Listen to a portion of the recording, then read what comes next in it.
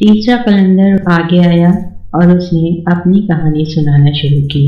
मैं भी एक शहजादा हूँ। मुझे सैर और सियासत और समंदर के सफ़र का बहुत शौक था और मैं अक्सर तफरीह के लिए जहाज़ पर सफ़र किया करता था।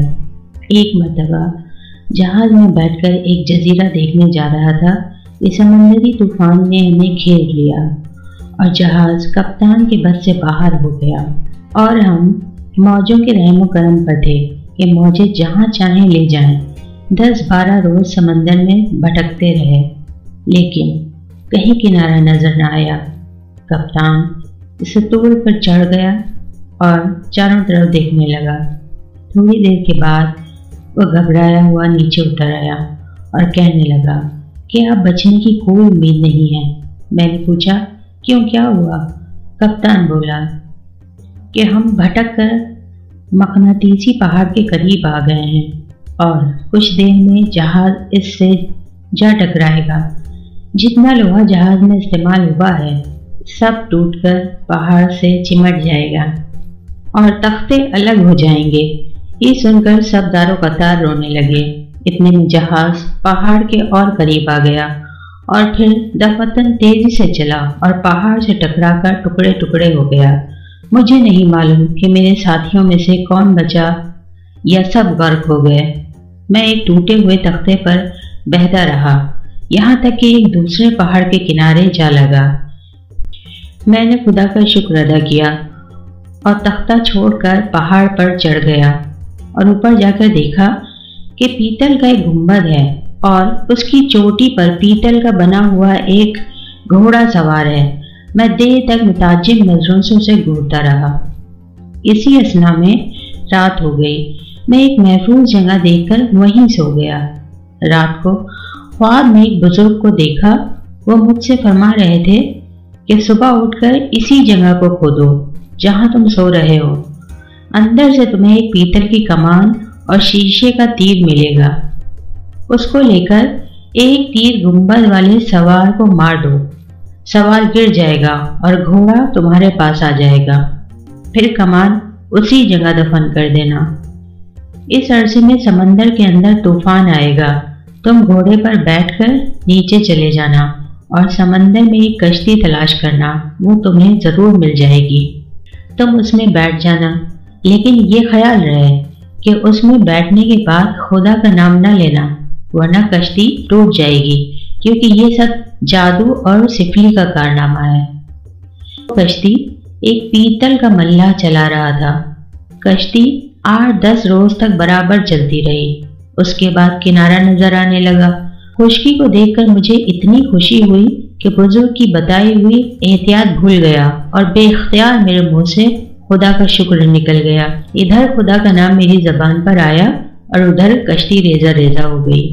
मैं पानी की मौजों में डूबता उभरता रहा। जब मेरे होश हवास दुरुस्त हुए तो मैं पानी में था। उठकर किनारे पर आया और खुदावंद करीम का शुक्र अदा किया। इधर उधर घूम फिरकर कुछ जंगली फल खाए, फिर दूर तक आबादी की तलाश में फिरा, लेकिन कहीं इंसान का नामो निशान तक नजर न आया। मैं फिर किनारे की तरफ आया तो सामने से एक जहाज आता हुआ नजर आया। मैं बहुत खुश हुआ, लेकिन फिर ख्याल आया कि मालूम नहीं कि आने वाले दोस्त हैं या दुश्मन। एहतियात जरूर करनी चाहिए। मैं एक दरख्त पे चढ़ गया। इतनी देर में जहाज करीब आ गया। उसमें से कुछ आदमी उतरकर खुशकी पर आए और एक जगह से मिट्टी हटाई। वहां एक तहखाना था। उसको खोला और उसमें बेशुमार चीजें खाने पीने की रखी। उसके बाद एक निहायत खूबसूरत 15 साल के लड़के को उसके अंदर ले गए। थोड़ी देर बाद वापस आ गए, लेकिन लड़का नहीं लौटा।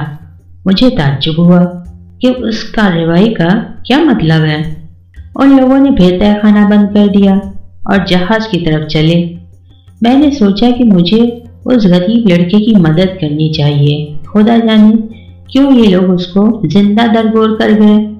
चुनांचे जब वो जहाज पर सवार होकर चले गए तो मैं दरख्त से उतरा और तहखाना खोलकर अंदर चला गया तो देखा बड़ी पुरतकल्लुफ जगह है और एक मसनद पर वही लड़का बैठा है। میں نے اس کو دیکھ کر سلام کیا اور مجھے دیکھ کر لڑکا ڈر گیا۔ میں نے اس کو تسلی دی اور بتایا کہ میں بھی ایک مصیبت زدہ انسان ہوں، میرا جہاز تباہ ہو گیا تھا، میں ایک تختے کے سہارے بہتا ہوا یہاں آ لگا، لیکن یہ بتاؤ کہ تم کون ہو اور یہاں کس طرح آئے؟ لڑکے نے کہا کہ میری پیدائش کے وقت نجومیہ نے بتایا تھا کہ اس لڑکے کا 14واں سال بہت خطرے کا ہے اور کسی اجنبی ابن کسب کے ہاتھ سے مارا جائے گا، اس لیے میرے والد نے اس غیر آباد علاقے میں ایک تہہ خانہ بنوایا اور مجھے یہاں چھوڑ گئے۔ 40 روز گزرنے کے بعد پھر کوئی اندیشہ نہیں ہے، چنانچہ میرے والد آج سے 40 روز بعد آ کر مجھے واپس لے جائیں گے۔ میں اس لڑکے کے منہ سے اپنا نام سن کر حیران رہ گیا کہ الہی کیسی مصیبت پڑے گی کہ میں اس لڑکے کو قتل کر دوں۔ چنانچہ 40 روز گزر گئے اور ہم بڑی محبت سے رہتے رہے۔ ٹھیک 40ویں روز جب کہ اس کے والد آنے والے تھے، میں نے اس کو غسل کروایا، لباس تبدیل کرایا اور کھانے کے لیے کچھ پھل رکھے۔ سراہنے کی طرف الماری میں چاقو پڑا ہوا تھا، میں نے بڑھ کر اس کو اٹھایا اور جب بیٹھنے لگا تو میرا پیر پھسل گیا اور میں لڑکے کے اوپر گر گیا اور چاقو لڑکے کے سینے میں اتر گیا اور لڑکا وہیں ختم ہو گیا۔ اس واقعے کا مجھے اتنا دکھ ہوا کہ میں رو پڑا، لیکن کیا کر سکتا تھا؟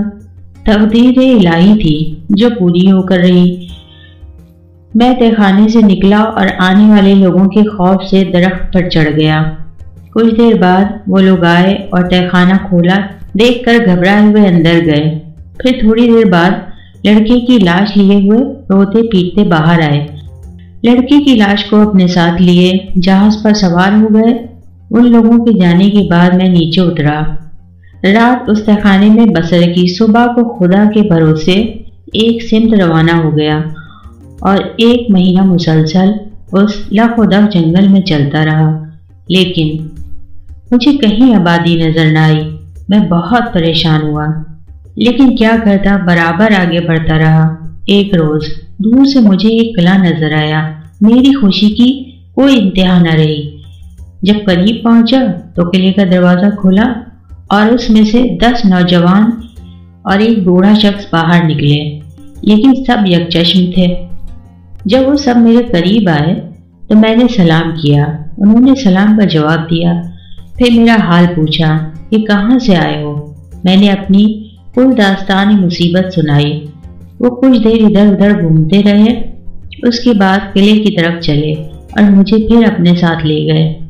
اندر سے قلعہ کافی وسیع اور خوب آراستہ تھا۔ ایک طرف بہت بڑا ہال نما کمرہ تھا، وہ سب اس کمرے میں بیٹھ گئے، میں بھی ان کے ساتھ تھا۔ بوڑھا بیچ میں بیٹھ گیا اور وہ جوان اس کے گرد حلقہ بنا کر کچھ دیر کھڑے رہے، پھر وہیں بیٹھ گئے اور مجھ سے کہنے لگے کہ جو کچھ یہاں دیکھو اس کے متعلق کوئی سوال نہ کرنا۔ میں نے اقرار کر لیا اور ایک طرف ہٹ کر بیٹھ گیا۔ پھر ہم سب نے بیٹھ کر کھانا کھایا اور باتیں کرتے رہے، یہاں تک کہ آدھی رات گزر گئی۔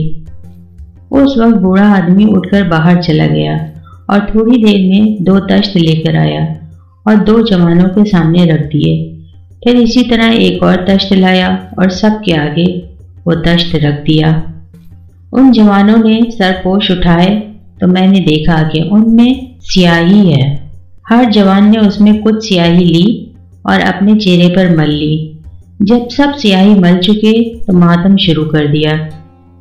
کوئی دیر تک ماتم کرتے رہے، پھر ایک شخص پانی لایا اور سب نے منہ ہاتھ دھوئے اور اپنے اپنے سونے کے کمرے میں چلے گئے۔ مجھے بھی ایک کمرہ سونے کے لیے دے دیا، لیکن میں اس واقعے کو دیکھ کر چونکہ بہت پریشان اور حیران تھا، اس لیے رات بھر نیند نہ آئی۔ اگلے دن بھی اسی فکر میں رہا کہ آخر اس کارروائی کا کیا مطلب ہے۔ رات کو ان لوگوں نے پھر وہی حرکتیں کی۔ میرا پیمانہ صبر لبریز ہو گیا اور میں نے ان سے سوال کر ہی دیا کہ آپ لوگوں کے ایسے کرنے کا کیا سبب ہے۔ ان میں سے ایک نوجوان بولا، تمہاری ہی بہتری کے لیے اصل حالات ظاہر نہیں کرتے، اگر تم سنو گے تو اپنی داہنی آنکھ سے ہاتھ دھونے پڑیں گے۔ میں نے کہا خواہ کچھ ہو لیکن میں صحیح حالات معلوم کر کے رہوں گا۔ تو نوجوان کہنے لگا اچھا صبح کو ہم انتظام کرتے ہیں، تم خود اپنی آنکھ سے دیکھ لینا، یہ کہنے کی بات نہیں ہے۔ صبح کو ان لوگوں نے مجھے پھر سمجھایا کہ میں اس چکر میں نہ پڑوں، لیکن میں نہیں مانا۔ مجبوراً ان میں سے ایک شخص بھیڑ لایا، پھر اس کو ذبح کر کے گوشت الگ کر دیا اور کھال مجھے دے دی کہ اس میں لپٹ جاؤ، ہم اس کو اوپر سے سی دیں گے اور باہر رکھ دیں گے۔ تھوڑی دیر بعد پھر ادھر سے پرندہ گزرے گا، وہ تمہیں اپنا شکار سمجھ کر اٹھا لے گا اور اڑ جائے گا، ایک پہاڑ پر اترے گا۔ اس وقت اس سے پہلے کہ وہ تمہیں نقصان پہنچائے، اس چھری سے جو ہم تمہیں دیں گے کھال کاٹ کر باہر نکل آنا اور شور مچانا، وہ ڈر کر اڑ جائے گا اور تم تھوڑی دور آگے جانا، وہاں ایک قلعہ نظر آئے گا، اس کے اندر چلے جانا، پھر ہمارا راز تمہیں معلوم ہو جائے گا۔ میں اس کے لیے تیار ہو گیا، چنانچہ ان لوگوں نے چھری دے کر کھال میں سی دیا اور قلعے کے باہر میدان میں ڈال دیا۔